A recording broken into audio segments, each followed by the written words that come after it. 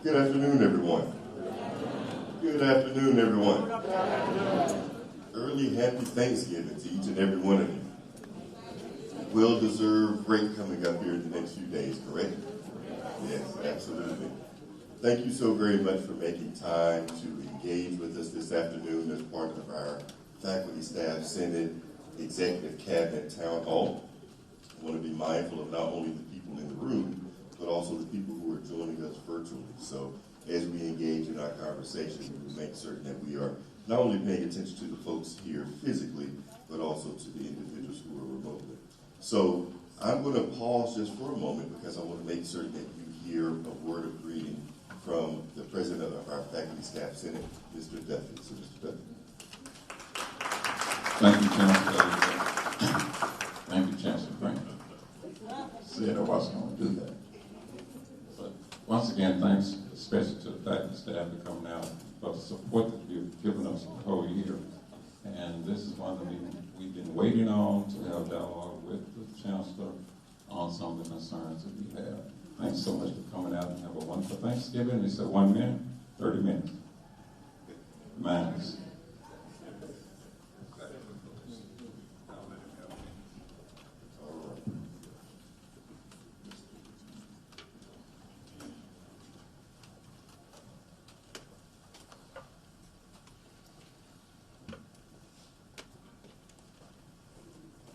All right.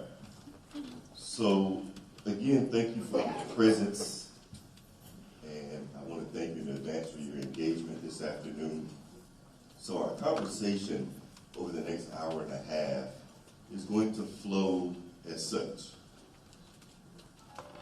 In the first 15, 20 minutes, I'll give you an update in terms of where we are with respect to our strategic direction. I start here intentionally with all of the town halls I ever do because I always want us to be on the same page. It's what I call level setting. So I want to make certain that we're all on the same page. At the end of that level set conversation, I'll pause and afford you opportunities to ask me any questions that you might have about that particular segment. Then we will transition where our Vice Chancellor of Finance and Administration, Dr. Martin, will engage you in a conversation about where we are relative to our productivity metrics and how our performance on those productivity metrics impacts the institution's budget and all the things that I've been hearing since I've been here relative to requests for compensation increases and so forth. Right? It's what we call everything affects everything. So Vice Chancellor Martin will have that conversation, then we'll pause at the end of her segment and allow you to ask questions that you might have about that particular segment. Then we will transition and we will hear from Interim Vice Chancellor Chris Riggins from Enrollment Management, who will talk to us about the enrollment strategy for the university. I get a lot of questions about what are we doing relative to recruiting students and enrolling students and so forth, so I thought this is a great space for us to have that discussion so you understand what the strategy is and where we're going. And then at the end of that segment, we'll pause and allow you to ask questions pertaining to that segment. Then after we've gone through those three segments, we will open up the floor for a general, broad question and answer. You can ask questions about any of the previous segments or anything else that may be of concern for you. Okay? Questions about how the afternoon will flow. So for me, I want to make certain that I impress upon you the purpose of the town halls as I see them. The town halls for me are less about necessarily answering questions in the moment. Yes, we will answer questions, but for me, they're more about listening. I like to hear what the concerns are. I like to hear what the suggestions and the recommendations are. So I'm always focused on listening more than I am replying. Okay? And I have no issue telling you in the moment, that's a great question, can't answer that today. Because there will be some questions that we can't answer today. And I don't believe in giving you an answer just to placate you. I'm going to tell you the truth. I'm going to tell you the truth. If I know the answer, we'll give you the answer. If you don't know the answer, we'll circle back to you. If we haven't thought about what you've raised, but haven't even considered, I'll tell you that as well. Okay? So for me, this is about having a conversation. That's what I'm after, a conversation. Which then means I want us to be clear about this point. And if you remember nothing else I say today, I want you to take this away this afternoon. This is not an institution where there should be a us versus them mentality. This is not the administration versus the faculty. This is not the faculty versus the staff. This is not the administration versus the staff. We are one institution. We will rise together or we will fall together. Do not play into this divisive culture that exists. I don't play those games. I will not play those games. While I am in an administrative role, I am also a faculty member. I'm a tenured full professor in the School of Education. So I have a duality of identity. So I cannot say I'm administration only or faculty only. I'm both, and I'm proudly both. I will not allow us to have this duality complex that exists. But the administration says, no, the institution says, we're one. That's the way I will operate in all things that I do. We are one. That's why we're having this conversation as one. Make sense? Okay. So let's have this conversation with the focus on the University of Arkansas at Pine Bluff. All right? In this conversation, we'll provide you with some updates, make certain that you're clear on where we're going and the types of things we're doing, but we're also going to make certain that we're listening to you. All right? So it is a conversation. It's not a one-way directive or edict in any type of way. All right? So let me move to my part very quickly so I can give you some updates in terms of what's happening with our strategic direction. Before I do so, I do want to pause just for a moment, just out of courtesy. We do have our Student Government Association president who just walked in, Mr. Arian Wallace, and his chief of staff, Ms. Elizabeth Smith. And if there are any other SGA members in the House, please stand so we can recognize you. Thank you all so very much for being with us this afternoon. You all give them an applause.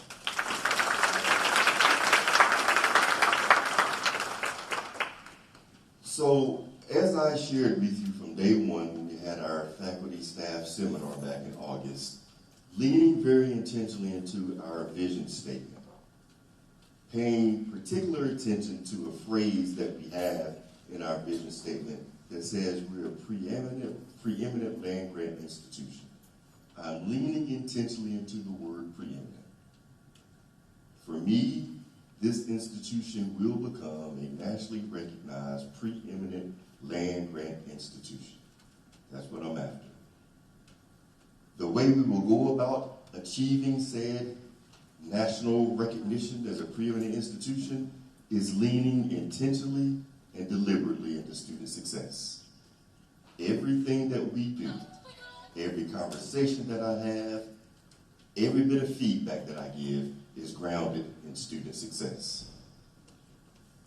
If we're not here to serve the students, to ensure that we're positioning them for success while they're with us in post-graduation, then we're missing the mark and we shouldn't be here. I'm very clear on this point. We are here to serve the students. Now, understand as administrators, we're also here to serve the entirety of the community, faculty and staff. So I don't want you to think that I'm saying we serve the students solely and singularly. No, we serve you as well, but we serve you in the context of the student, right? So sometimes people have their own personal agenda that have nothing to do with students. I'm not interested in that agenda. If your agenda connects with the students and their success, then we'll talk. If your agenda doesn't connect with the students, I ain't got time for you. Okay? So, for me, preeminence is defined and situated upon 5 pillars. Pillar number 1 is student success. In the student success pillar, there are really 3 metrics upon which we focus. Enrollment growth. Institutions that are excellent or preeminent grow their enrollment year over year, semester over semester. Because if you're good at what you do, students want to come to your campus anyway. They're clamoring to come to your institution. So our enrollment should be growing. Indicator number 2 focuses on persistence and retention. Are we able to keep our students semester over semester, year over year, on track to degree completion? Which then leads to indicator number 3, 4-year degree completion. So student success is defined by enrollment growth, retention rates, 4-year completion as pillar 1. Pillar number 2 focuses on student preparedness. To what extent are we preparing our students for employability and impact post-graduation? As I've been sharing with everyone, the 4-year degree is the floor now. That's the minimum requirement. Our students are competing against other students who have 4-year degrees.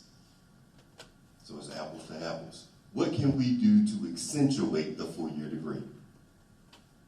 How can we ensure that we've designed an experience that's intentional and deliberate so that all of our students have the opportunity to do more than just earn the 4-year degree?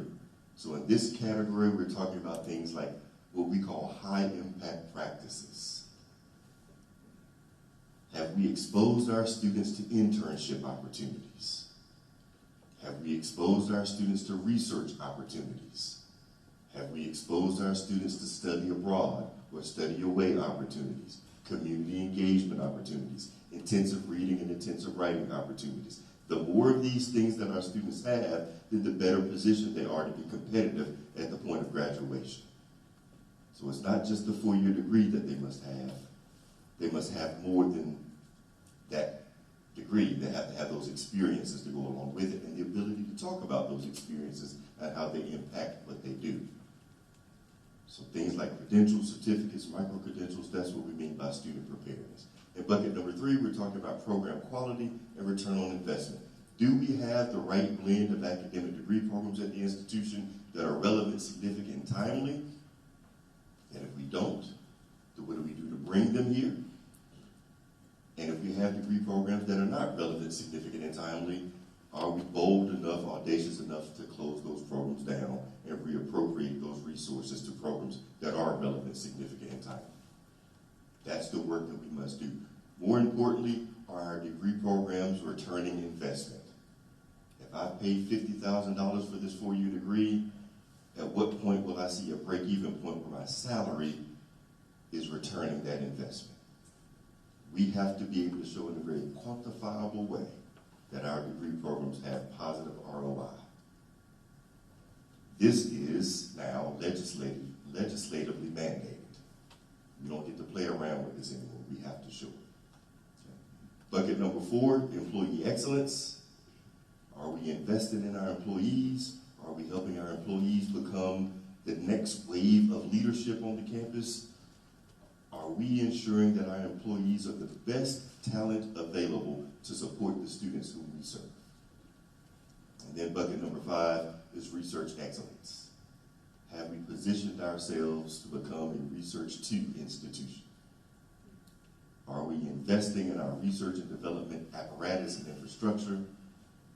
Do we offer the necessary research doctoral programs on our campus? These are the types of things on which we must focus moving forward. So this year, as we will do every year, we have to identify what our strategic priorities are. Back in August, I shared with you what our big rocks are, the 3 categories of concern for us. Strategic priority number 1 focuses on enrollment growth. We have to grow the enrollment. Strategic priority number 2 focuses on accountability and operational efficiency. Are people clear on the work that they should be doing? And are we holding them accountable for that work? And are we minimizing the roadblocks, the challenges, all the things that get in the way that make us an inefficient campus? And then category number 3, communications and messaging. Are we being transparent? Are we engaging our different stakeholders so we're all on the same page? So this is where we are in terms of the work we're doing. Now let me share with you about some things that's happening and some things that will be happening over the next month to 2 or 3 months that I want you to hear directly from me. Because I don't play in the rumor mill space. I will tell you what you need to know. Okay? First of all, we will begin to refresh our strategic plan. Haven't really touched the strategic plan here early on for 2 reasons. Number 1, I wanted to learn, listen, get to know a little bit more about the context. Number 2, we do have a Higher Learning Commission visit coming up. So you don't want to mess around with this stuff too much before a visit. Okay? But as we begin to move forward, we will begin to refresh the strategic plan. We will take a look at the vision statement, the mission statement, our core values. We will try to streamline and consolidate the strategic plan a little bit more. Dr. Lockman said to me early on when I arrived in July that trying to assess and evaluate all the goals and the tactics is untenable. You just can't do it. It's way too much. We've got to condense and focus a great deal more. We need to clean up the language in the strategic plan. We need to define some concepts.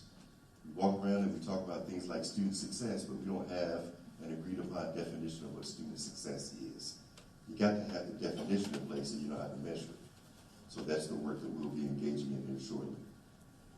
The other thing I want you to be aware of, paying very close attention to campus transformation, using what we call the PER model, focused on people, environment, resources. PR, people, environment, resources.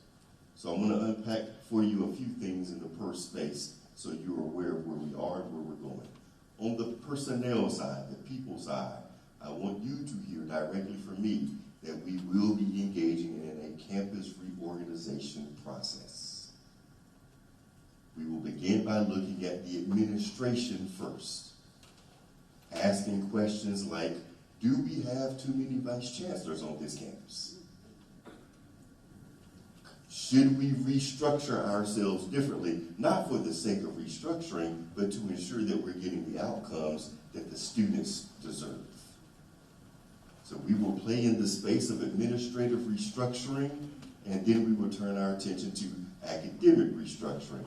Do we have too many schools on our campus? Do we have too many academic departments, which means we have too many academic department chairs? Could we be organized differently to get the types of outcomes that we desire? That's the work that we will be engaging, and actually I've already started engaging right now. Okay? Compensation studies. Again, one of the things that I learned when I first arrived is oftentimes when we make a job offer to people, we had not been engaging in a salary assessment. We've started to do that now, making certain that our salaries that we're offering are competitive given the market space in which we operate. Okay? But we've got to continue to do work in this space. Salary equity, salary compression, understanding what the conditions are. Now, before we can even get into this space, there's some basic rudimentary things that we have to do. I've learned since I've arrived, as a matter of fact, I spoke to somebody on Friday, there are some positions on our campus that have no position descriptions whatsoever. There's some people who've been working in a position for 10 years and they've never had a position description. How in the world can we compensate you if we don't know what your position is supposed to do? So I've asked the vice chancellors before the end of this month to do an audit of their divisions to determine which positions do not have descriptions. And then by the middle of December, all of those positions should have descriptions written for each one of them in consultation with the people who are working in those roles. We will also eliminate the language other duties as assigned. That's an old school way of making certain that we can give you more work without compensating you for it. We're not doing that. We're either going to explicitly define what your work responsibilities are, or we will say to you, well, that's not part of your job description, let's not do that. So we're not going to be doing the other duties as assigned stuff. That's old school. We don't do that anymore. Okay? Once we're able to do all of that, then we can engage in the desk audit to determine time and effort. Now, this may or may not work in some of your favor. We will begin to determine, are you overemployed or underemployed? Some of you might be saying, I do a whole lot of work. Once we do these desk audits with the position description, we might realize that you are not meeting your 1 FTE. You might be at 75.75 FTE, meaning you're underemployed. You might need a little bit more to do. Or we could find that some of you are over that 1 FTE, and we might need to redirect what you're doing. But we can't do that until we get the position descriptions in place. Then we do the desk audit for the time and effort. Then we can start looking at compensation analysis, salary equity, salary compression, things of that nature. So that's the work in which we're engaged right now. Okay. Let me speed it up because we're running out of time here. Just so you're aware, personnel space again, some searches for which we are either currently engaged or will be engaged here in a short period of time. Our Vice Chancellor for Enrollment Management and Student Success, you've heard that Mr. Riggins is serving that interim role. We will engage in a national search there. End of December, Dr. Mortazavi will be rolling back into a position as faculty member, so we will engage in a national search for the Research, Innovation, Economic Development position. An interim appointment will be made here. I'll get that to you within the next week. You'll hear about that. Director of Alumni Affairs, Mr. Kirkendall, is serving a dual role, Director of Government Relations, Director of Alumni Affairs. I said to Mr. Kirkendall, I really need you 100% government relations, given all the stuff that's going on in this country, in our government relations space. I really need you there. So we will look to a full-time person to fill the alumni affairs space. And then the deans of agriculture, business, and arts and sciences will be doing a full-time search, search for those on a full-time basis here coming up. Environmental updates, I'm going to move through these very quickly. I apologize for moving fast. I don't want to run out of time. Campus master plan, we will come up with a new campus master plan once we've done the strategic plan refresh. Whenever you have a new strategic plan, a master plan should always follow. That paints a picture for what the campus should look like long-term over the next 10 to 15 years. What we have to do in the immediacy, though, and in the intermediacy, is have a capital improvement plan. There should always be a 6-year capital improvement plan. That capital improvement plan, in a very basic sense, it divides your campus into North Campus, South Campus, East Campus, West Campus. And then every year you focus on West Campus only. HVAC, roofing, electrical. Year 2, you focus on North Campus only. HVAC, roofing, renovations. Year 3, you focus on East Campus. Year 4, you focus on South Campus. And then you rotate. That's a capital improvement plan. So instead of taking your dollars and spreading it all across the campus, you do it in a concentrated way to have the greatest impact in one place, and then you rotate it every year. Following this plan ensures that irrespective of who sits in this seat, the campus is always being given the attention that it deserves. Okay. So a lot of what's happening here, you all, is building foundation, infrastructure, system. So irrespective of who sits in this seat, infrastructure, foundation, system moves forward. Okay. Some other things very quickly, safety and security. We're putting a lot of money in safety and security, new call boxes, surveillance cameras that will be coming up online. By the way, we just started installing some of these surveillance cameras, and over the weekend, we had some students damage the surveillance cameras already. So our ask is that we ensure that we are taking care of the house that we're building here, or the house that we built. Let's not damage the things that we're spending a lot of money on. Okay? These surveillance cameras are not cheap. These things are extremely expensive. So let's make sure that we're taking care of these things. Renovations, roads and lots, we can talk more about this later. Student Engagement Center will be coming on board in spring of 26. I can't give you an exact date because it seems like every month it gets pushed back a little bit because of weather and things of that nature, but it will be opening up here shortly. We talked about doing some early tours so we can begin to show you the inside of the building, and that's something that I think you're going to hear about a little bit. And then the Health and Allied Sciences building, not the nursing building. The Health and Allied Sciences building, not the nursing building. Okay. Nursing will be a part of it, but it's not nursing alone. But that $15 million infrastructure, we're beginning the groundwork for that so that it will be opening in a couple of years. Final thing, resources. We have a board of visitors that we'll be bringing online here shortly, 13-member board. I can talk to you more about the specifics of that. A 5-year legislative agenda that we're working on, and a whole host of other partnerships and relationships that we're working to develop so that we can ensure we're positioning the campus to serve the students and you as faculty and staff to the best ability possible. So let me stop there. I went a little bit longer than I intended, but I wanted you to hear clearly where we are and where we're going. So, a couple of minutes for some Q&A, and then we'll move forward. Before I do the Q&A, let me say this. If you're asking questions about a personal issue that you're dealing, this is not the forum for that. Okay? So if you're having a personal issue in your department with your chair or with this is not the forum for that. All right? All right, having said that, let's get to the Q&A. Yes, sir. Good afternoon, sir.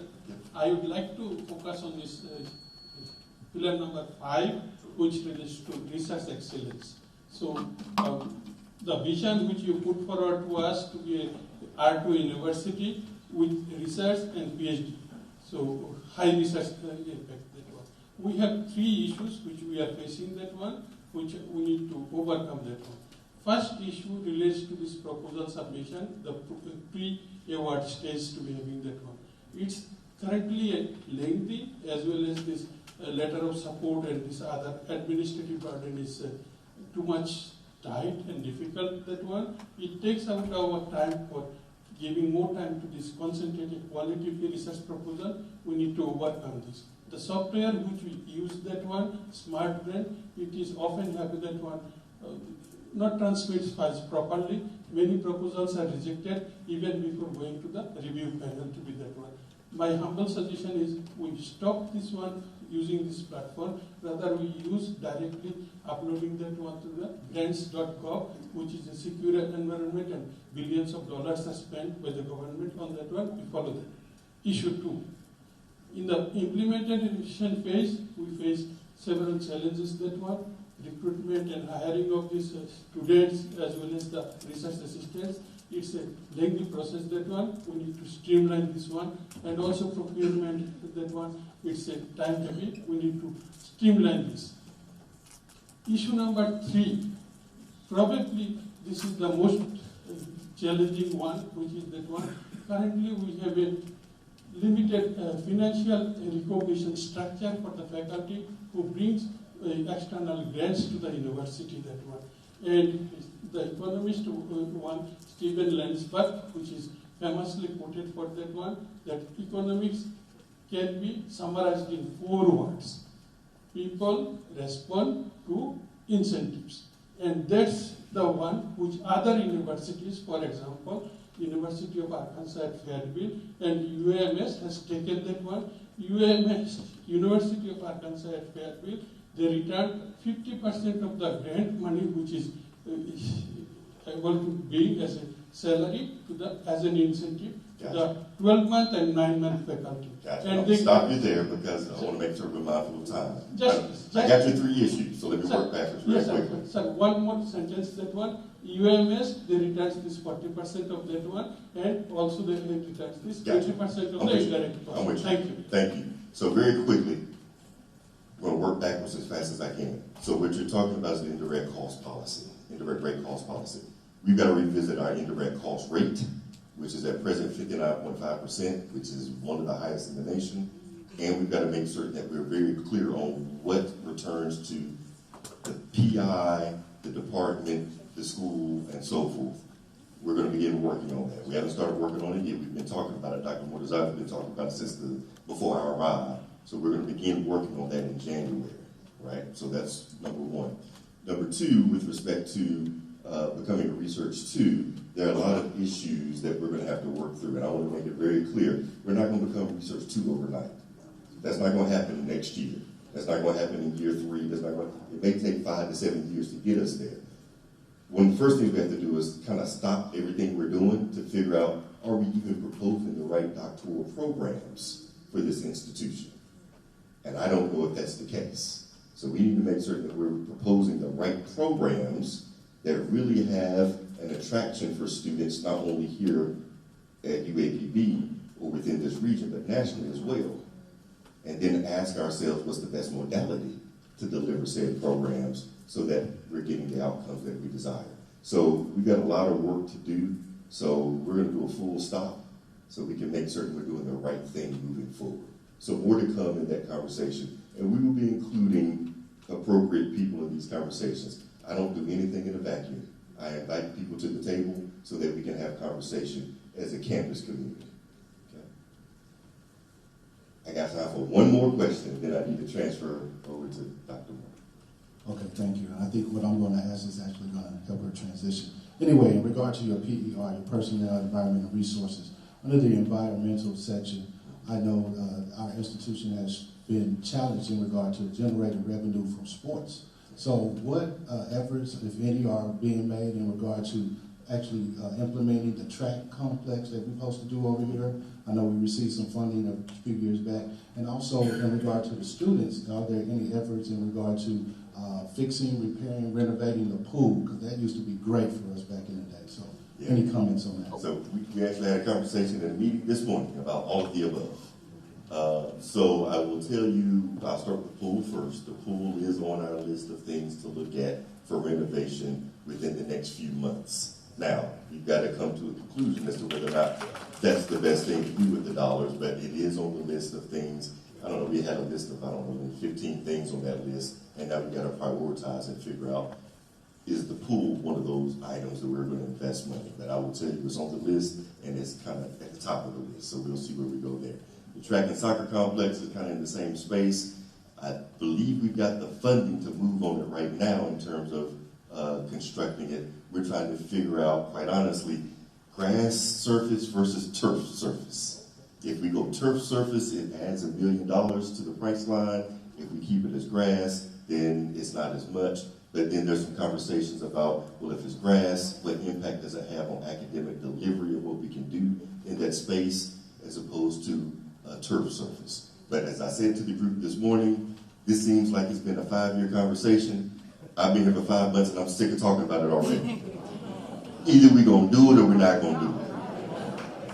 And for me, we're going to do it. All right? So we're going to get moving on this as quickly as we can. And we can have some more conversation offline if you want to talk more about the track and soccer complex. I know A.D. Robbins would be more than willing to chat with you about it. But from my vantage point, we're going to start moving on that ASAP.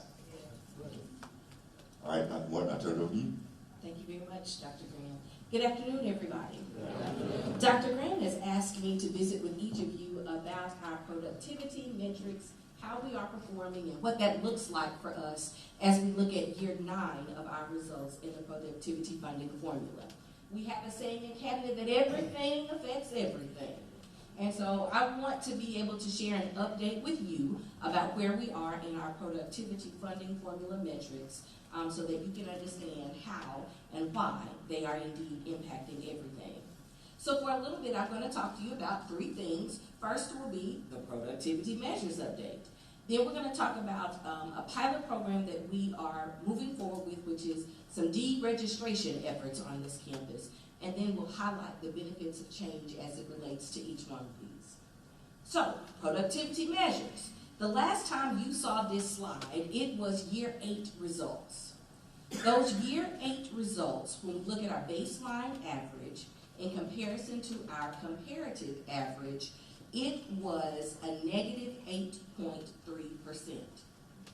So when we look at year 9, you would think that we're making progress in moving from year 8 to year 9, going from a negative 8.3 to a negative 5.7.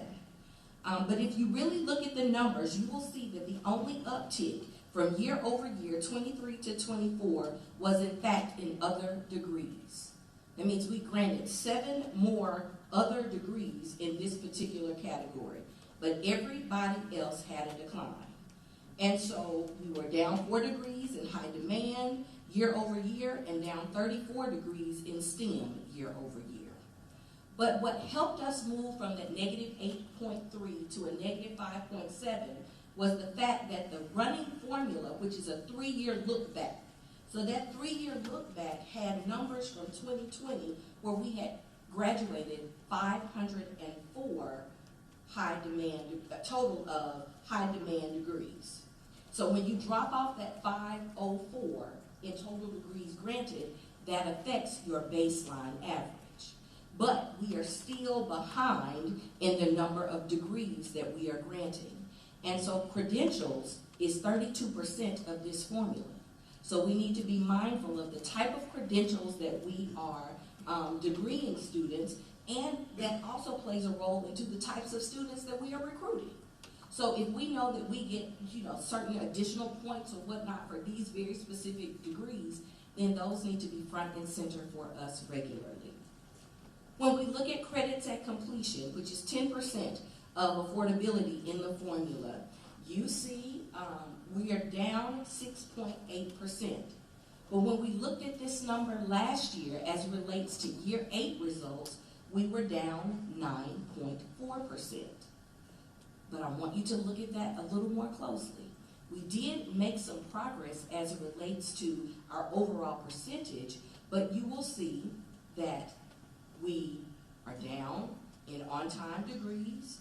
We have on schedule plus 10%, and then on schedule plus 25%. So we're making a little progress, but not as much progress as we need to be making. The largest contributing factor is the fact that year 2020 rolled off for us. In year 2020, the baseline formula was 380 degrees. So when you drop off that number of 380, the math changes, which makes for an increase in what we're doing. But if you look at the numbers, you can see that it's not in our favor mathematically. When you look at progression, progression means we have to hit certain markers: 15 hours, 30 hours, 45 hours, 60 hours, and 90 hours. So that means we're correctly advising our students. We're making them take the 15 hours. We talk about 4 no more, 15 to finish, all of those things. That's because they're part of our productivity funding formula. Year 8, we were down 6.7%. Year 9, we're down 4.7%. So there's a little progress there. I don't want to be negative Nancy with everything. When you look year over year, 23 to 24, you see that we are really struggling with our progression, getting our students to where they need to be at the markers where we are earning points, which translates to dollars for us. So again, the thing that helped us most was when you drop off the numbers for 2020. 2020 for us was a fantastic productivity funding formula year. We had students graduating on time. We were granting more degrees. All of those things were in our favor, which is why our numbers were so high in 2020. But when you drop off academic year 2020 and your look back period is 21, 22, and 23, that changes the baseline average, which ultimately changes our percentage points. Now, let's look at time to degree, which is 10% of our affordability metric with the funding formula. You've got on time plus 25%, and you've got on time plus 50%. So you look at year 8 results.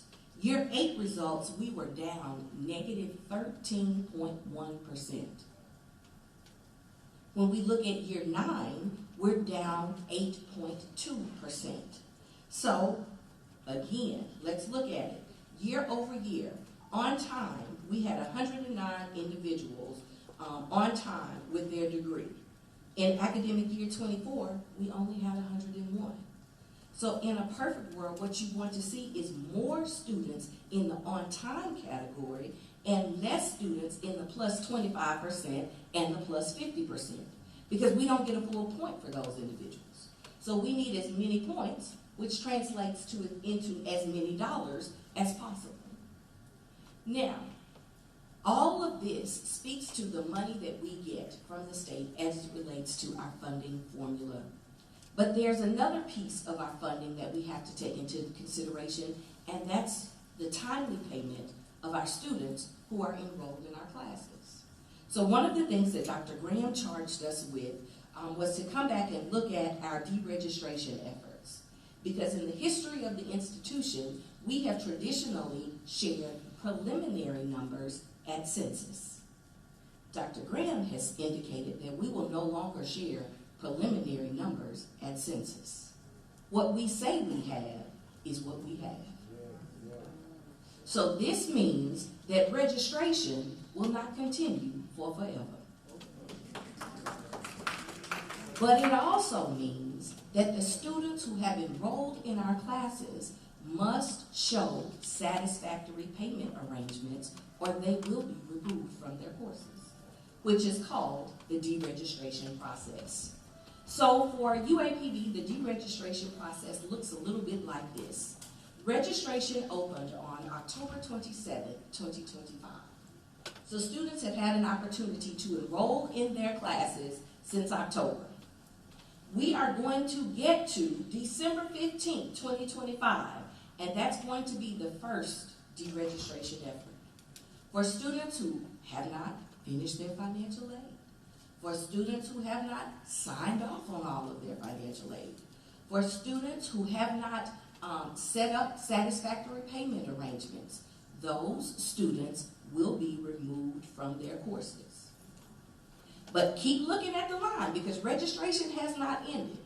So when Sally is removed from her courses on December 15th, Sally will have an opportunity to get back in those classes. And Sally will have an opportunity to set up satisfactory payment arrangements. Now, let's say Sally doesn't do this. Sally will be dropped again. She's going to be dropped on January 7th. And she's going to be dropped on that day. And at that point, Sally's going to have some decisions to make. But Sally's decisions will not be made in a vacuum because on January 7th, Sally is going to get a hold put on her account to eliminate the back and forth. Register, drop, register, drop. With this hold, Sally will have to have a conversation with student accounts, with her advisor, and with student financial services. Because perhaps there's money out there that Sally needs that she wasn't aware of. So we are going to help Sally understand what her payment arrangements could look like.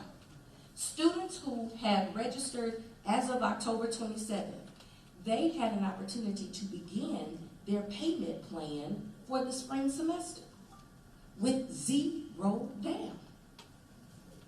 So the longer you wait to set up your payment plan, the payment plan will require you to make a certain percent down. So it's in the best interest of the student to take care of their arrangements on the front end so that they don't have to incur additional costs along the road. So when January 8th comes and students are coming to move into the residence halls, only students who have schedules with satisfactory payment arrangements will be allowed to move into the dormitories. Because we are pushing students to take care of their business in advance and not get here and try and figure it out and then not be successful. Because the institution ends up carrying bad debt. The student may or may not be able to receive all of their funding. Then you go through the whole rigmarole of having to ask them to vacate the premises. They've been eating in the cafeteria for weeks and months on end, and the university is stuck with that payment. So for operational efficiency purposes, we are going to move a little bit differently. So after the 8th, let's say there are some students that register, because you still can. The registration window is open. Those students who have either registered and then be deregistered, or students who are just registering for the first time, will have up until January 16th at 5:00 p.m. to figure out how they are going to manage their finances for the institution. Because that will be the final drop. And after January 16th, you will not be allowed to enroll in classes because the registration window closes.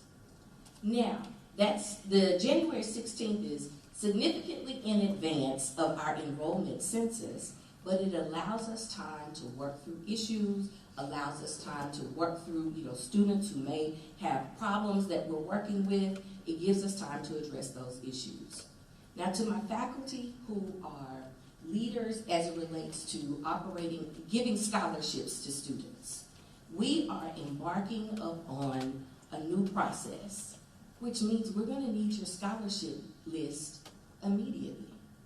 It's not fair for us to put somebody out of school when you waited to submit your scholarship list and you had the money for them that could cover their expenses. So you must submit your scholarship list in a timely fashion. Luckily for us, because we are rolling this pilot out in the spring semester, many of the scholarships were already granted in the fall, so it's traditionally a carryover in the spring. But when we get to fall 2026, you can't provide your scholarship list for students in October and classes started in August. We can't do that. And not just scholarships, but graduate waivers as well. We must move differently. So why did we pick those dates? I'm glad you asked. The December 15th date is the date on the academic calendar that grades are due in the registrar's office. So we wanted to send a powerful message by doing this before January so that when they go home to their parents, they can have a conversation about what spring 2026 is going to look like and how much it is going to cost. And allow them to re-register for classes and set up their payment plan all through Workday, not involving a person who will be on winter break. When we look at January 7th, that is the day before residence halls open. So before you think you're coming back to school, let's make sure that you've got your academic affairs taken care of. The last date, January 16th, ties to the academic calendar of the last day to register, drop, add, or make a schedule change. And financially, it's the last day for satisfactory payment arrangements. So the dates are not random. This is the guide that we will use when we move into the fall semester because we're still going to have those points that we will have to address. The dates may be a little different, but the day that it ties to on the academic calendar will be the same. Now, last on my list, I want to talk about the benefits. I know this made a couple of people gasp. I saw it on your face, but that's okay. We're working to move this institution forward. And in doing so, I need you to understand the benefits of the change. Number one, it promotes accountability and operational efficiency. And that was one of those big rocks that you saw on the screen from Dr. Graham. So we're moving in that direction. We're making sure that our census numbers are accurate, information that's going to iPads, performance metrics, whole nine. When we look at the second benefit, it protects students for debt that they cannot manage. So if you can't afford to pay for school, why would we let you be here and then you end the semester with the $8,000 balance that you have no way of paying? We've done you a disservice. And we've also done the institution a disservice because we've provided a service to you for which we cannot fully be compensated. And let's be clear, as we talk about these things, we can talk about revenues and expenditures, but you and I are paid from cash. So students must pay in order for us to have what we need for payroll and other expenditures. We talked a little bit about the census enrollment numbers, no more preliminary numbers, we're all in. We're also, a benefit is financial aid integrity. That's important to us. We want to make sure that students are making satisfactory academic progress and that we're not setting them up for failure. It supports better classroom and faculty planning by making sure that resources can be allocated to cover the students in the classes that we have. So maybe we don't need 3 adjuncts for an area when we have realistic numbers for our classrooms. It improves institutional cash flow and reduces debt. I talked a little bit about that already. It also helps us not to have such high accounts receivables. So when students don't pay, they're looking at our numbers and, well, why are UAPB's accounts receivable so high? Because our students have not been fiscally responsible and there have been no consequences in them come to school and not being able to pay. Lastly, it opens seats for students who can enroll, so we don't have to open another section. We don't have to worry about that because we've got the sections to cover the students who can enroll. And lastly, I believe it supports student success and retention, which is a critical component as it relates to Dr. Graham's vision for this institution moving forward. So if it doesn't benefit the student, it should not claim our attention. And this, we believe, benefits the student. So I appreciate you for allowing me, Dr. Graham, the opportunity to share an update on year 9 of our performance metrics, then talking a bit about our deregistration process, which will officially begin December 15th, 2025, and then sharing with you the benefits of the how and why we are doing this. If you have questions about the deregistration process, your 2 points of contact will be Mr. Riggins and myself, and we welcome your questions.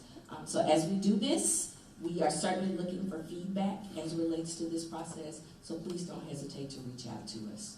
Thank you, ladies and gentlemen.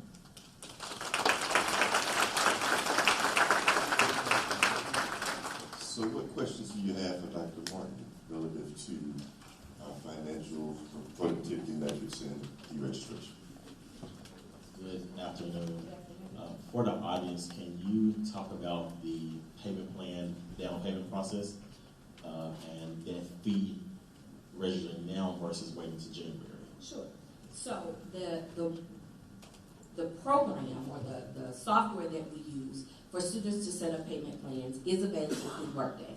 So once you see what your registration is going to be, you have your final totals, a student can click on a button that says set up a payment plan. And when you set up that payment plan right now, there's no money down. So if you have a $10,000 balance, you can have for November, December, January, February, and March. You will have 5 months to make that payment. That's a heck of a lot easier for a student to manage with 5 payments instead of waiting to register. Then you're going to have to pay up to 25% down, and you get fewer payments to make your payments for your bill. So we are encouraging students to do it now, which is another reason we picked that December date, so that when they're having that conversation with their parents, look, mom and dad, we can do this, my credit card, I get 5 payments, I don't have to pay anything down. So it's like an interest-free loan on, not a loan, but it's interest-free in being able to make this payment. Thank you for your question. Other questions? And Dr. Graham, before I leave, I see the hand in the back and I see the hand on the side. Before I leave, I want to thank Ms. Margaret Taylor for her willingness to keep up with these productivity metrics. She is our institutional research guru, and when you call up on her, she's got what you need all the time. So I want to publicly thank Ms. Taylor Dr. Martin, I know the answer, but for the benefit of the group, I want to ask the question. If a student is then dropped from their classes, are they guaranteed to get back into those classes that they were already registered for? Not if somebody beats them to them. That's right. So that's just one of the benefits for our advisors to keep in mind as we're discussing this with our students, that, you know, when those classes are dropped, there's no guarantee that they're going to have those same times or that those sections will be available. And so that's another incentive to make sure not only that they're registered, but that their payment plans are in place. There was a question in the back. Yes, one final question, and then we'll move to Mr. Riggins. Keeping in mind we'll have open Q&A after Mr. Riggins' session, so if you don't get your question posed here, there's an opportunity afterwards. Was lab fee and the release time money come back to the department? That was part of the conversation that Dr. Graham just shared, that we're going to review those issues with Dr. Mortazavi and come back and make a recommendation to the campus as to how we'll move forward there. Thank you, everybody. Thank you, Dr. Martin. Appreciate you. So now we'll have Mr. Riggins come forward and talk to us a little bit about enrollment management. Every line counts.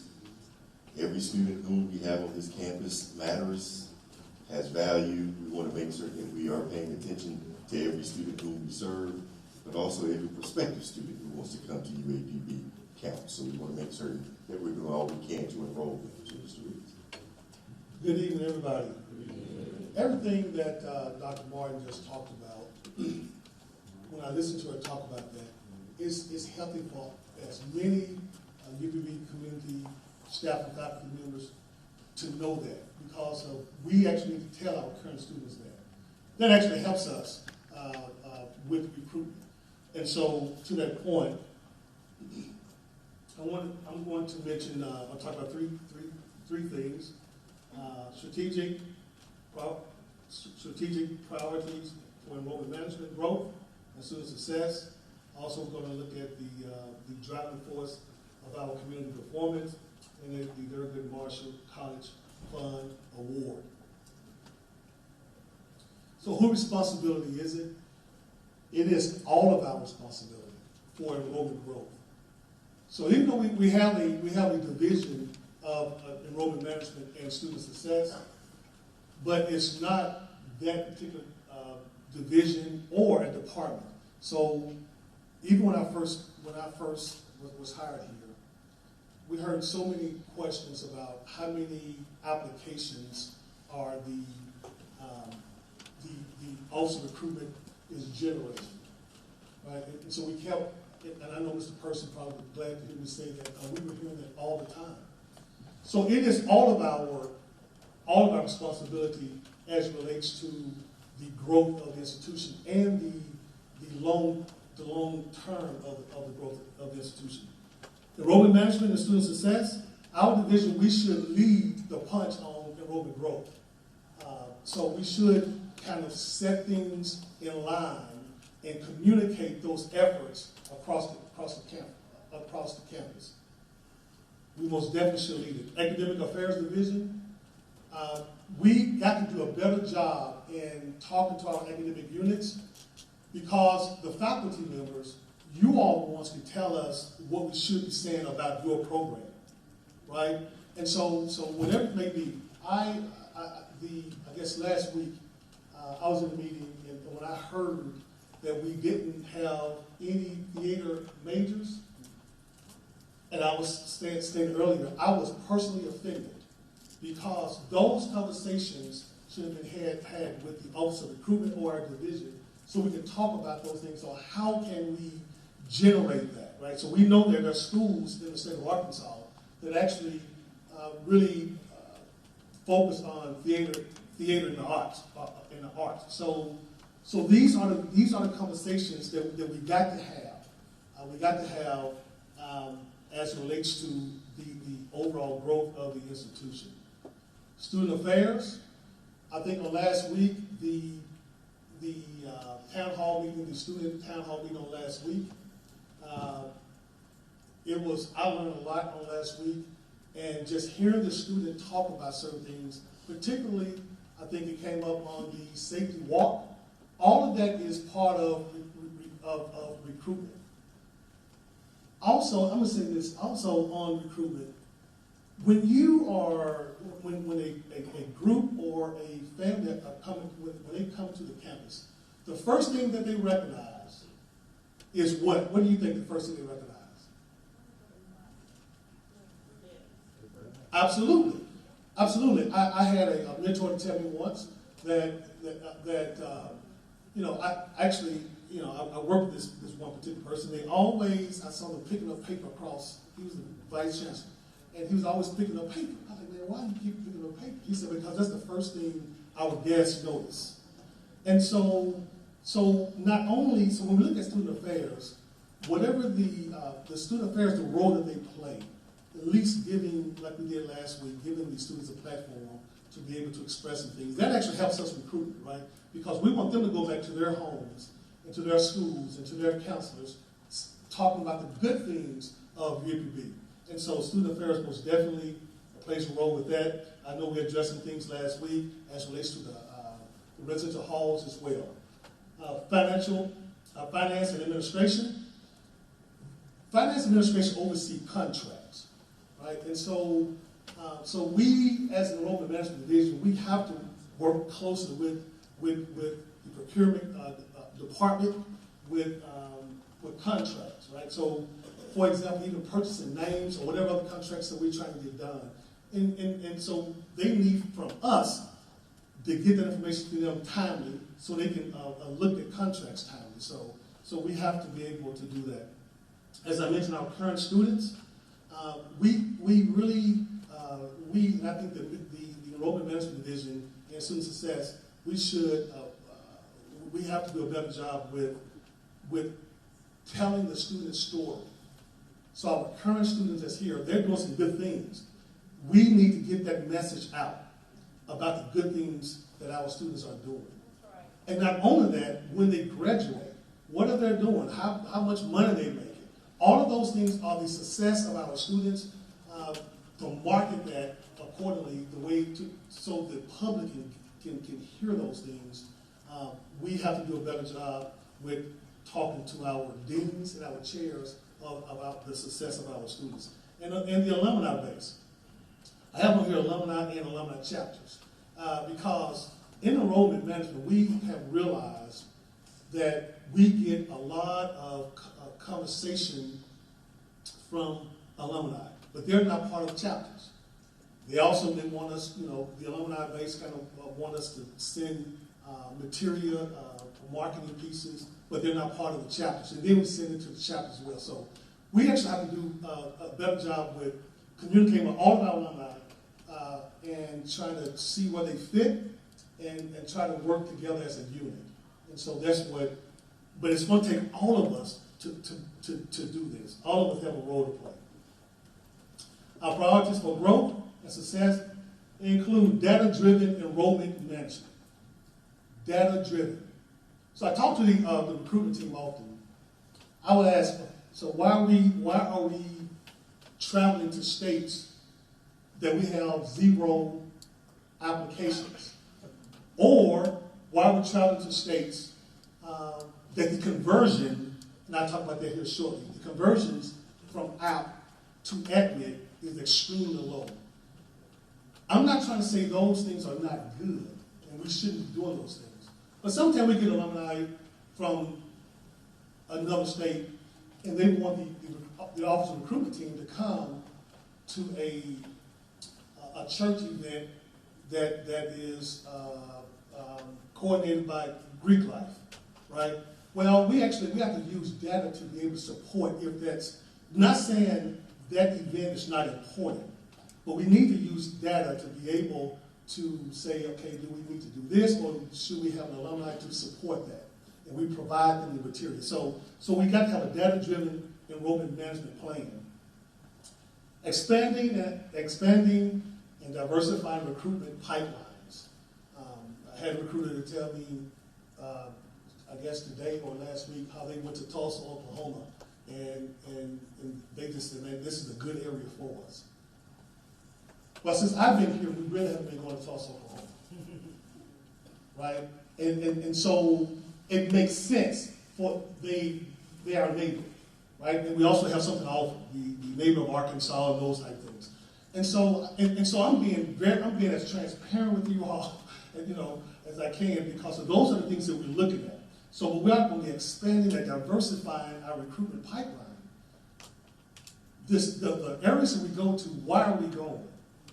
What type of student are we actually recruiting? All of those things is going to be a priority. Strengthening students' support.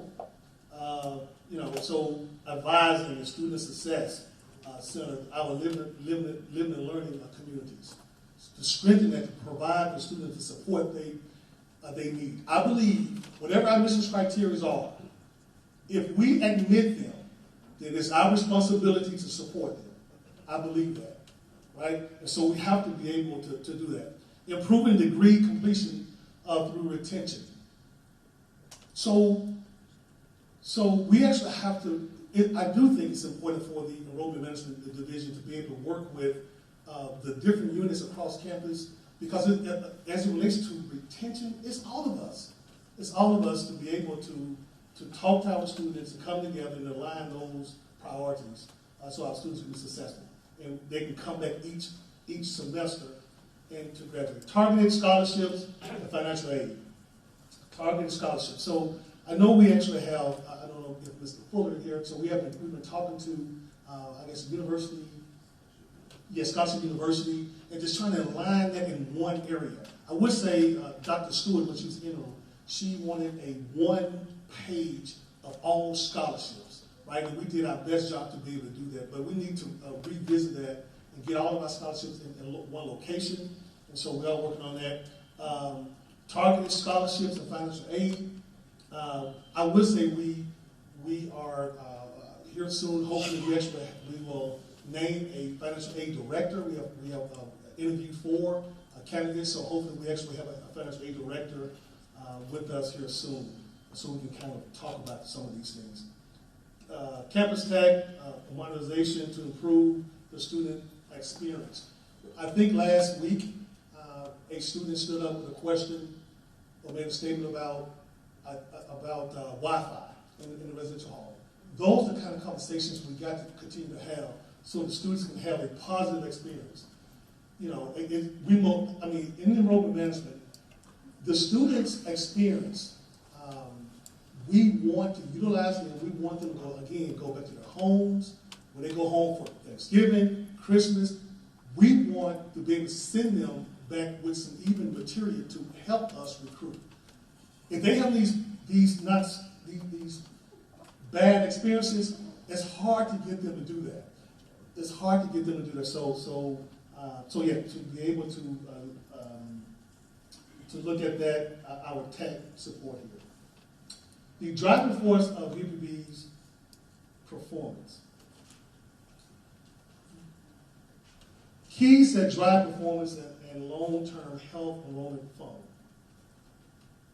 This funnel is enrollment management we live by.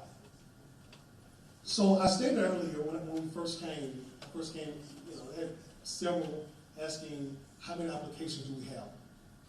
We understand that you need so many applications to be able to yield them for a class as we build our class. Well, there was one area that I recognized right off, actually 2 areas. We really didn't have any suspects or prospects. So suspects, what this area is literally buying ACT names. That's a common practice amongst many institutions. So we buy ACT names, and we're gonna buy 20 to 25,000 of them, right? And we would be able to track them and generate them as they go through this funnel. The prospects is when the recruitment office, if they're going to college fairs, or if a student come to high school day and they have had any contact with us, then we can scan a QR code, they become a prospect, right? But at that point, we want to get them directly as an applicant, okay? So this is what we live by as we talk about the funnel. The applicants, so when you see a report on the applications is not a result of admitted students. It is what it is, it's applications. So there's some documents that we need in order to convert them. So I recognized quickly when I first came here, the conversion from from applicant to admits, it was extremely low. That conversion should be at least 75%. And so that hasn't been the case. So we are most definitely addressing that. We have a CRM. We have CRM, and so we're addressing it. Right, so we have that. And then this is the funnel that we utilize from admit to enroll. We want to retain them, we want to graduate them, and then we want them to become part of the alumni chapter. And then it starts all over again, right? When they become part of alumni, we want them to actually help us to continue to get us suspects and prospects, and we just want that to continue. And that's the ideal of the long term. The last thing, the Thurgood Marshall Scholarship Fund Award, we have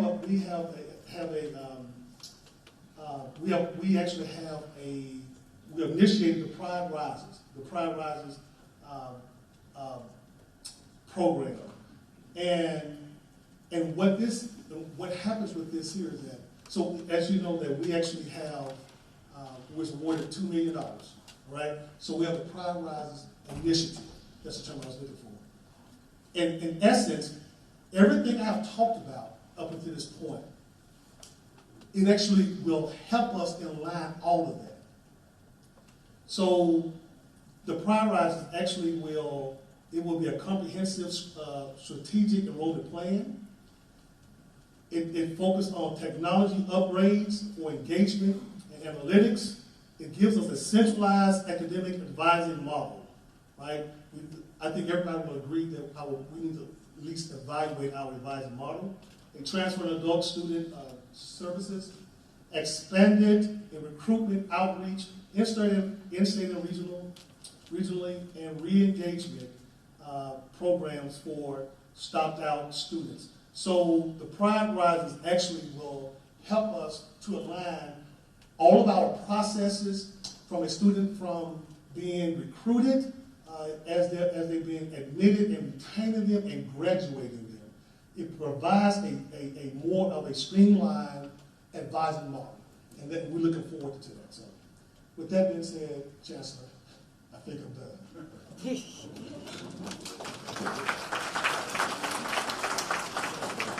We'll start our questions, Mr. Ariel Wallace, SGA President. 2 statements, 1 question. I would like to meet with you also. One of the things about making sure that we let students' stories be heard. I mentioned that last year, so I would like to collaborate with you on that. Student government will be doing that regardless whether you want to jump on board or not. Also, when it goes to, you talked about recruiting and letting chapters go to schools. Are we scheduled to have another student tour where we can have students go out and tell their stories? And then I question the chapters. Are these AM&N alumni who are coming and speaking to students? Because sometimes there might be a disconnect from their experience. I went to school at AM&N. This is the University of Arkansas at Pine Bluff. And so what are we doing to attract younger alum who can come out to these high schools and give their opinion, which will make it UAPB a little bit more attractive? I appreciate the question. And so when I made the statement about alumni and alumni chapters, it just helps. I know the Office of Recruitment, they get both, right? We have some that actually contact us, have anything to do with the alumni chapters. What I'm saying is we're going to utilize whatever alumni want to help in recruitment. But it just helps when they are part of the alumni chapter. We can, because we meet with them monthly, we can talk about recruitment efforts. But we welcome any of the alumni. I think you had one other question at the beginning and the slip. All right. But I would love to talk with you about the student involvement. That's what it was. The student involvement, yeah, we will love students as long as we can talk about the liability if a student's traveling and an accident took place on behalf of you supporting the university. I don't know the liability of that, and so we just have to talk about those things. Hello. I was curious about the conversion of first-time student to when they're admitted versus when they actually come to the university. So, for example, I spoke to a parent last week. Their child was admitted and they were ready to pay their deposit for the dorm, but unfortunately, we had to tell them you can't pay your deposit until new student orientation. My concern is they're going to get other letters from other universities between now and then, and so having them wait until May or June to pay their fee, we're going to lose a lot of people. So my thing is, as soon as they're admitted, we need to engage with that student so that way they can, as soon as they're admitted, they're already a golden lion. We already had a golden lion mentality. We're going to make some touches with that student so that way if they are approached by another institution, they've already made a strong commitment to us. And so I did reassure the parent, because the parent wanted that child at UAPB. And so I said, we want your baby at UAPB because now your baby, my baby, right? So as soon as the registration portal up, I'm going to give you a call because your number right here on my computer, mama, right? So those are things that we need to possibly look at. Agreed. And so being on, we are going to have that conversation on that funnel in between admit and enroll. We need to have some some key performance indicators there so we can project certain things, and really housing deposit is one of them. So that means that once they've been admitted, we really, if they can apply for housing with a deposit, that gives us, yes. Yes.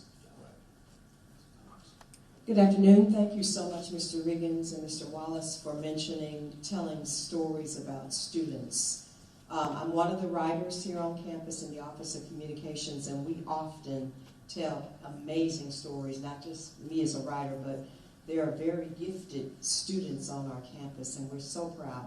I think my big concern that I talked about a year or so ago, even with my immediate supervisor, is how are we getting our information? I think we have a real challenge in our community of getting information. So I would say we have great resources. We have UAPB News, we have our website, and soon we'll have a redesigned campus bulletin. When we publish these stories, my hope and prayer is that you are reading them or you're hearing about them. Somehow you're gaining the information, because I kind of get a feeling that we don't really read or get the information, and we don't see the great stories that are being told about our students. Thank you. And my statement about the student success stories is that, in addition to getting it, literally having like a guidance counselor newsletter and sending out to their listserv, just so they can hear some things. So, but I agree with that. Yes. Time for one more question from Mr. Reeves. You talk about picking up paper on campus. I'm also one of the people who pick up paper on campus. Your first appearance is your lasting appearance. This is my alma mater, and I think we need a beautification committee. So when students come on campus, we can show that this is love, this is a nice campus. Thank you, Mr. Reeves. I appreciate you. So I wanted to make certain, because there's always rumors and innuendo around what's happening with recruitment and enrollment and things of that nature. I will be the first to admit to you, we got a lot of work to do in this space. That application to admit conversion rate is way too low for our institution. But before you even get to the conversion rate, the number of students who are applying to this institution is way too low. If you only have 4,000 people applying, that narrows the pool from which you have to select. We should be having at minimum 10,000 people applying, which allows us to be a little bit more selective in who we bring to the institution. Part of my concern, quite honestly with you, is that for our incoming freshmen, the average ACT score for the most recent cohort that we admitted here was a 16.2. The minimum required for the state of Arkansas is a 19. But if you're selecting from a smaller pool, you're going to get what you get. So as I've said to Mr. Riggins and the folks in enrollment management, I'll say it to you all, we got to be competitive. I will tell you this quick story, then I'll be quiet so we can open up for questions. One of the saddest meetings I ever had in my life was the week after homecoming. It was the Monday after homecoming. There were 6 young ladies who wanted to meet with me, all of whom attend at the University of Arkansas in Fayetteville, freshmen, all of whom graduated from Pine Bluff, all of whom had GPAs 3.8 and higher. They said to me, in no unequivocal terms to my face, the University of Arkansas at Pine Bluff is where we really wanted to come to school. We never heard from the University of Arkansas at Pine Bluff.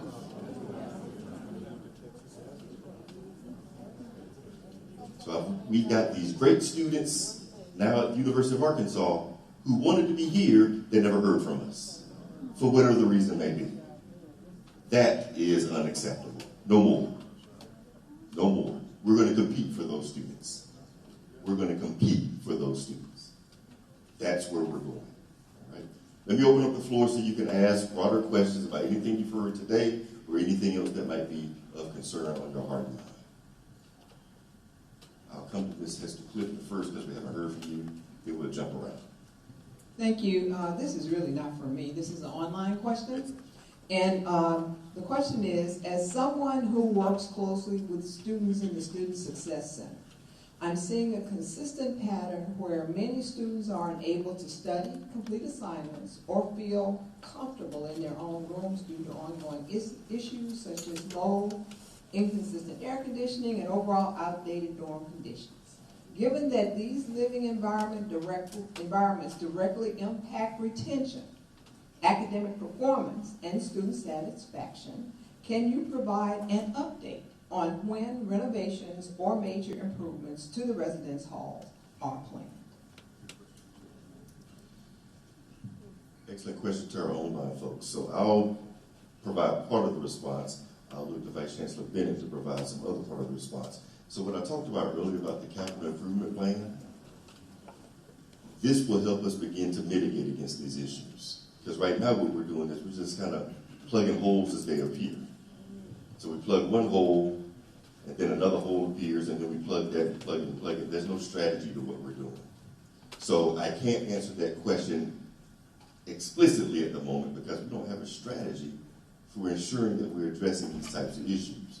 Furthermore, part of my concern, quite honestly, I think we're getting used as an institution.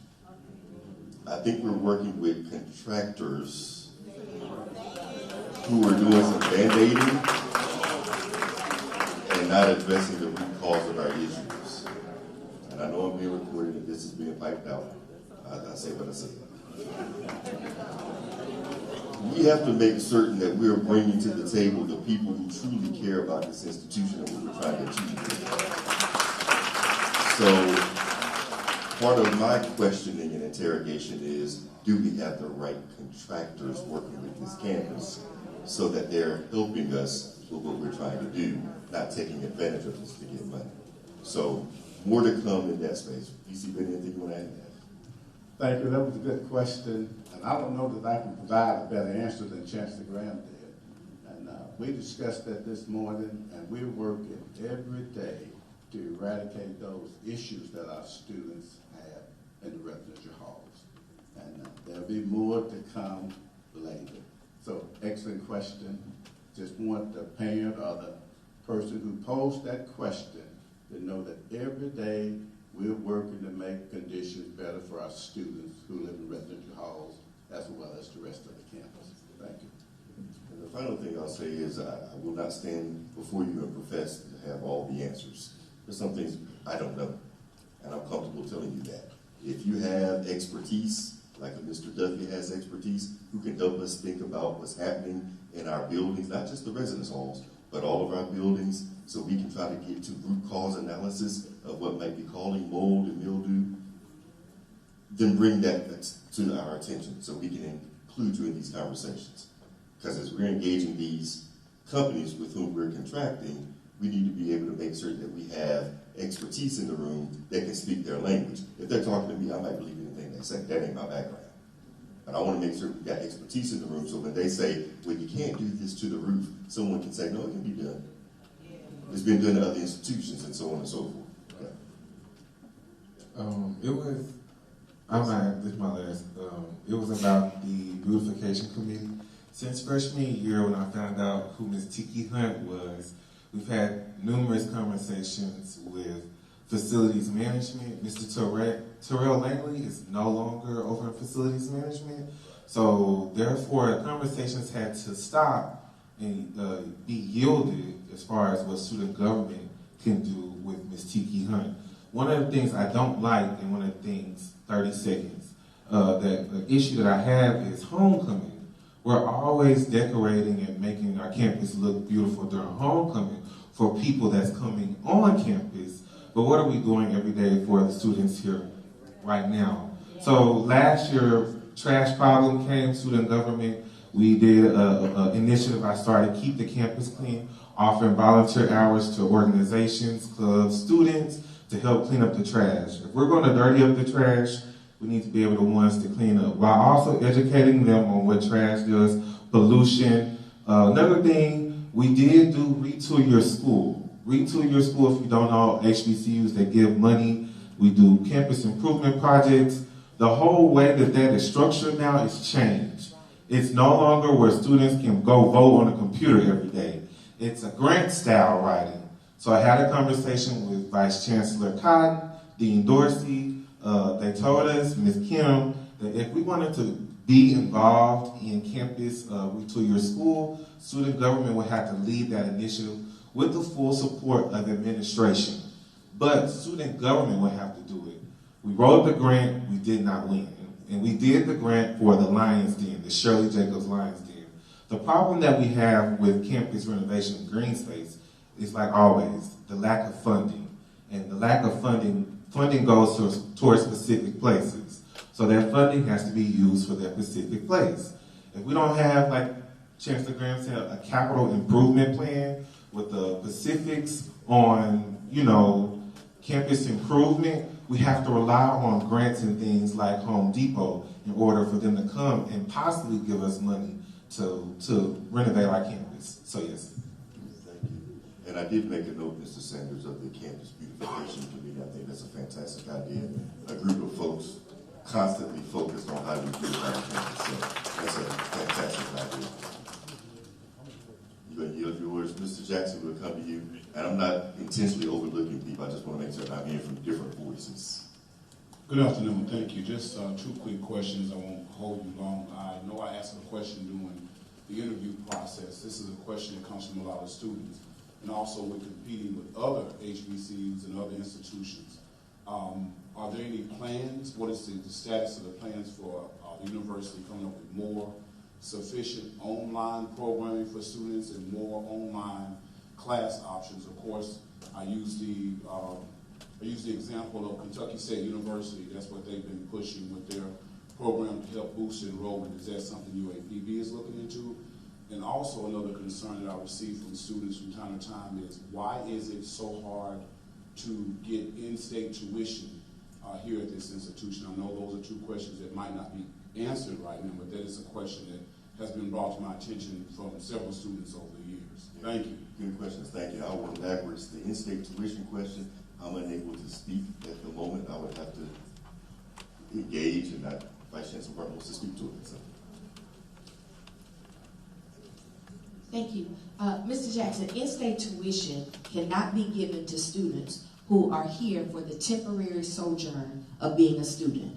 That's what Arkansas Code says. So if you are looking to be a student in the state, reclassified as an in-state student, you have to have 4 good faith acts. Those good faith acts are things that a regular resident of the state would have. Your car needs to be licensed in the state. Your driver's license should be in the state. You should be paying taxes in the state. You should be voting in the state. Those are all of the things that a resident of a state does. But most often, a person who is moving a place to go to school, they will not have all of those things, which prevents them from being able to be reclassified as an in-state student. To be on top of that, not only must you have those things, they have to be they cannot be recently obtained. They have to be at least 6 months old. Well, that's a semester. So if you move here and you come to school in January, if you get all of those things from the date in which you get it to the date the semester starts, which means you won't be eligible for the next semester.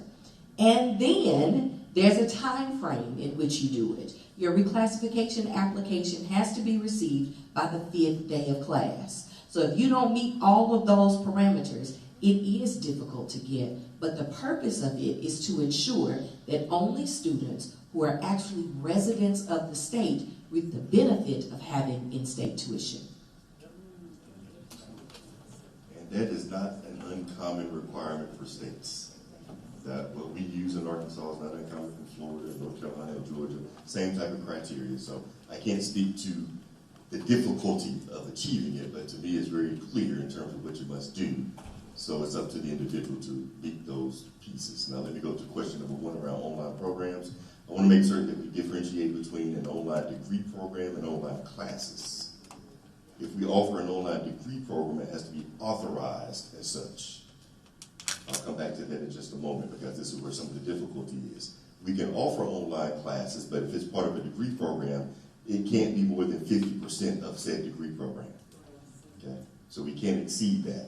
Now, online degree programs. The University of Arkansas system has said very clearly to me, if that's something you want to do, Graham, you can do it, but you have to show that your degree program is unique and distinct. I'll use the MBA as an example, the Masters of Business Administration. If you are offering, and we have proposed to offer a general MBA for online delivery, everybody's offering general online MBA programs. That is not unique and distinct. So we've got to go back to the drawing board and ask ourselves, what would be unique and distinct for this region that would allow us to say, yes, it distinguishes itself from other institutions. More importantly, there's employability prospects and a desire to enroll. So I use this as an example all the time. Would it make sense for us to offer a merger between a Master of School Administration and a Master of Business Administration so that we can help people with turnaround schools? That would be unique and distinct in this region. We got a lot of low-performing schools with people stepping into these schools and districts, not really understanding the financial aspects, the business of education, to turn around the district or the school. And they failed in said role. How can we add value so that we are helping districts and schools and making ourselves unique and distinct in this marketplace? That's what they're looking for. That's what they're looking for in terms of unique distinctiveness. The second thing I'll say is this, and then I'll pivot to another question. We also have to be able to prove that we can work with students in class before we put them online.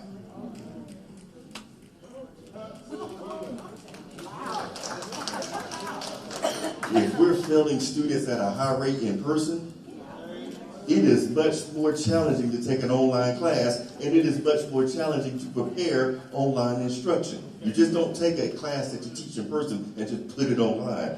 I tell people all the time, there's a difference between teaching online and online teaching. During the pandemic, we were teaching online. We let you take what you did in your classroom and just stick it online. That was out of necessity. There's this thing called online teaching. There's a whole methodology behind how you engage students in the online environment and the best ways to teach them and assess their learning in the online space. If you can't do that in class, why would we let you do it online? And the final thing I'll say is this, and then I'll be quiet. Some faculty have created a business model where we fail students in the fall and the spring so you can teach them over the summer so you have business to teach your class. We're putting a stop to that business model. If you can't teach a student in 16 weeks in the fall and the spring, why are we going to give you to them in 5 weeks? You have to show us that you're teaching them well in the fall and the spring to have the opportunity to teach in the summer. No more shall you teach in the summer if you're failing our students left and right. We're not contributing to your business model. This is the University of Arkansas Pine Bluff business model, not yours. Other questions? Chancellor Graham, quickly. One of the things I see a lot of students are struggling with is the parking. And it's an issue I use across Beaker Street. That parking lot has been there. I watch students drive off in the ditches over there and get stuck. And then even on the weekends when they're traveling, like for instance, when the band goes out, I look at where the students are parking their cars, and our campus police have done a really good job trying to watch over the cars as well. But that lot over Ricker has been that way for a long time with no pavement on it. And I don't know what can we do, or if we're looking at possibly, and not just with the students, the faculty as well.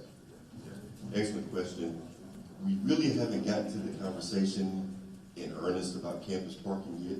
We've been so focused on campus safety and security and those types of things. Parking is next up for that discussion. The master plan is going to help us think through, I believe, what we should be doing for the campus by way of parking. I don't know if we need parking decks on the campus, those types of things. I don't know. So we've got to get into that space and interrogate our data a little bit more. But I do know that it is a concern that I continue to hear. I don't have a great answer for you this afternoon, but it's on the list of things to tackle. And I want to remind folks, only been here 4 months. So some of these things have been issues for decades. So I can't get to everything, but it is on the list. It's a long list. And after that is the reading a long one. Before I come to the Dean, do something to make certain anybody else? And then I see Dr. Mina. Then maybe 1 or 2 more questions, then I want to get you out. So these are coming from the Faculty and Staff Senate. Can we receive updates on authorization and accountability for allowable grant expenses, along with any progress towards streamlining grant management and the approval process through the Office of Research and Sponsor Programs? And the second question is, how is the university supporting professional development and continuing education opportunities for faculty to promote equitable advancement, retention, and research capacity? So I'll work backwards. So in terms of supporting faculty research capabilities and capacity, that goes back to the earlier conversation that we had about looking at our indirect cost rate policy. If we do this well, there should be some funding allocated in different areas that would support faculty, department chairs, and so forth with investing in their professional development in the research space specifically. So we've got to take a look at our IBC rate policy and make certain that it makes sense. So a lot of the headache and heartburn that we're feeling in this space is because our policy isn't written well and it's not tight. We're going to address that. Stepping out of the research space for a second, let me talk to you about the instructional space. We have created an allotment of $75,000 to help faculty or anybody who is in the instructional space. So if there are conferences and things of that nature that will help you in the instructional space, via Title III, thanks to Dr. Martin Hall and her leadership, there's $75,000 sitting there that can help in that regard. It's my hope, we had a conversation this morning, that we might be able to double that amount here shortly so that we have $150,000 available, but it has to be instructional oriented. Okay? Instructional oriented. Question number 1 was around streamlining of processes and things of that nature. That's the work that we're going to be undertaking here in the next 3, 4, 5 weeks. Making certain that we are doing a much better job with respect to operational efficiency around how we manage grants from the pre-award process through the post-award process and what we can do to help with the execution of said grants once you receive them. So that's the work that we're going to be tackling here shortly. Good questions. Dr. Ramina, I think I saw you. Good evening, Dr. Glenn. Earlier, you were talking about the mold in some of the buildings, but I'm specifically interested in some of our research labs where we have quite a bit of a mold which is affecting our projects. So can we have a system where the facilities management can look at these tiles on the roof, like maybe once in 2 months or 3 months, and just replace some of the tiles, because some of the buildings have really leaks in them, and some of the spaces where I'm specifically working in don't even have chunks of tile. They're open with wires hanging down, and so this is really a problem not only to our research projects and the cells we are growing, fetching mold, but also not good for student health, like where they are continually in that space. Yep, we'll note that and make certain that we think through a system of doing an audit of our facilities. My greater concern, though, is if those tiles are being damaged, there's something much larger afoot. So even if we replace those tiles, probably within a couple of months, they're going to be damaged again. It's probably a roof issue. And in some instances, the roofs probably need to be replaced. So now we have to think through the capital improvement part of this. How are we setting aside the dollars necessary to address those bigger issues so that the tiles never become an issue? But in the interim, we'll make certain that we come up with a system to try to figure out how to address wires and things of that nature being exposed. That's dangerous, should not occur. Time for one more question, you all, and I apologize. I'm going to go Dr. Bailey, Dr. Bailey, if you don't mind, since we haven't heard from you.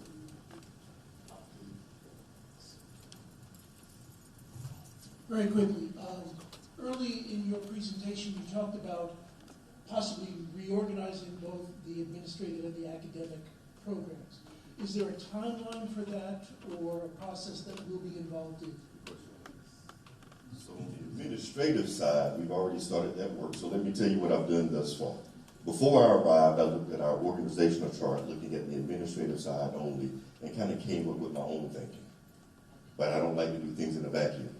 I then asked a colleague who is a former chief financial officer, chief operating officer at 5 different other institutions, and I called him up and I said, hey, would you mind taking a look at our org structure? This is what you do.